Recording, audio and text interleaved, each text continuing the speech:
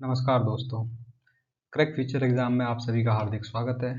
जैसा कि आप सब जानते हैं, हमारी एक सीरीज चल रही है पर्सन इन न्यूज़, जिसमें हम अपने देश के महत्वपूर्ण व्यक्तियों के बारे में आपसे जानकारी साझा करते हैं और कोई भी महत्वपूर्ण व्यक्ति जो चर्चाओं में हो उसके बारे में हम कुछ महत्वपूर्ण जानकारियाँ जो किसी भी एग्ज़ाम के लिहाज से बहुत ही महत्वपूर्ण हो जाती हैं आपको बताते हैं। इसी क्रम में हमारे साथ जो दूसरे व्यक्ति हैं उनका नाम है चौधरी चरण सिंह, जो गाँव और गरीब और किसानों की सच्ची आवाज़ थे।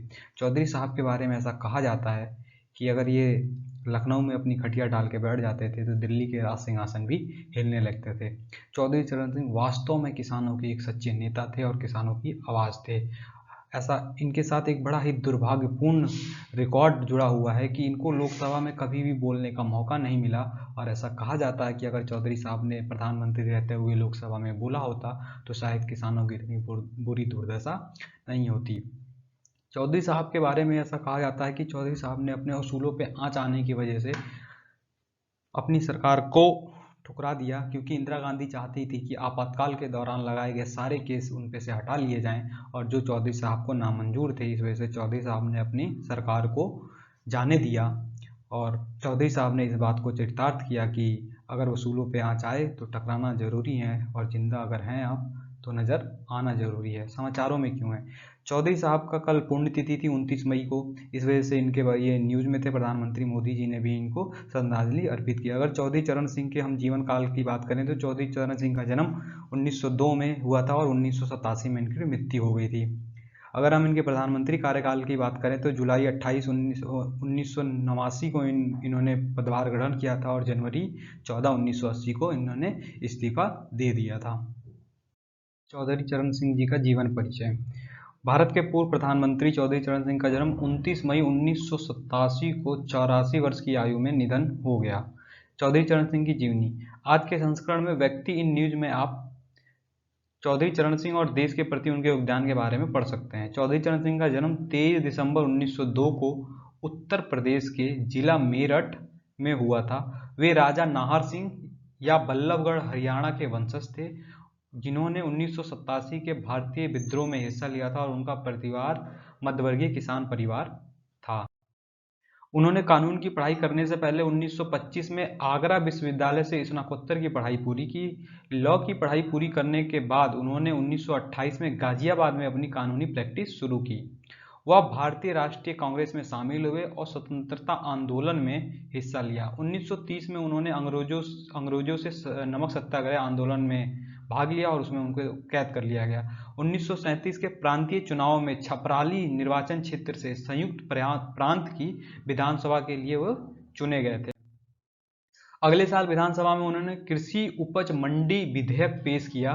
देश के अधिकांश प्रांतों ने इस विधेयक को अपनाया और जिसका उद्देश्य व्यापारियों को स्वसेवारत उपायों को सामना करते हुए किसान हितों की सुरक्षा करना था।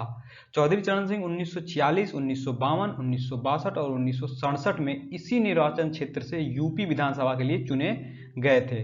वह 1951 में पहली बार यूपी में कैबिनेट मंत्री बनाए गए और उसके बाद उन्होंने विभिन्न अवसरों पर उन्हें कई विभाग दिए गए। 1967 में उन्होंने कांग्रेस छोड़ दी और अपनी एक पार्टी भारतीय क्रांति दल के नाम से बनाई। वह 2 बार यूपी के मुख्यमंत्री बने, पहली बार अप्रैल 1967 से फरवरी 1968 तक और फिर फरवरी से अक्टूबर 1970 तक। चौधरी साहब किसानों के हितों से चिंतित थे। भूमि में वह भूमि सुधारों के मुख्य सूत्रधार थे। उन्होंने भूमि जोत अधिनियम 1960 के माध्यम से इस संबंध में राज्य में एकरूपता लाने के लिए भूमि जोत पर एक सीमा लगा दी। उन्होंने जमींदारी प्रथा को पूरी तरह समाप्त करने के लिए भी काम किया। सिंह साहब ने जवाहरलाल नेहरू की श्वेतीय शैली की आर्थिक नीतियों का कड़ा विरोध किया था, जिसके कारण उनको राजनीतिक रूप जीवन में भी नुकसान उठाना पड़ा।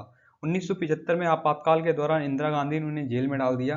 1977 में आपातकाल और आम चुनाव के बाद वह मोरारजी देसाई के नेतृत्व वाली जनता पार्टी की सरकार में केंद्रीय गृह मंत्री और उप प्रधानमंत्री बने।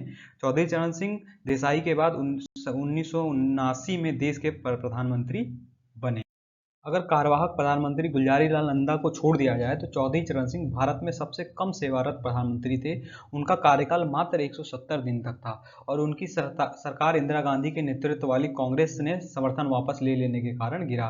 सिंह साहब ने यह कहते हुए समर्थन वापस दे दिया कि श्रीमती इंदिरा गांधी के खिलाफ आपात स्थिति से संबंधित अदालती मामलों को वापस लेने के लिए ब्लैकमेल नहीं किया जा सकता।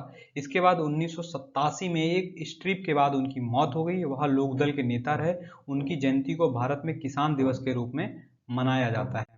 उनके जो प्रमुख किताबें थी वो ये थी कि चरण सिंह के कुछ काम, संयुक्त खेती एक्सरे, भारत के आर्थिक दुष्स्वप्न, इसके कारण और इसके इलाज, जमींदारी को समाप्त करना, भारत की आर्थिक नीति, गांधीवादी खाका। आपको आशा करता हूँ आपको यह वीडियो पसंद आई होगी। अगर आपको यह वीडियो पसंद आए तो इसको लाइक करें, शेयर करें, कमेंट करें। धन्यवाद।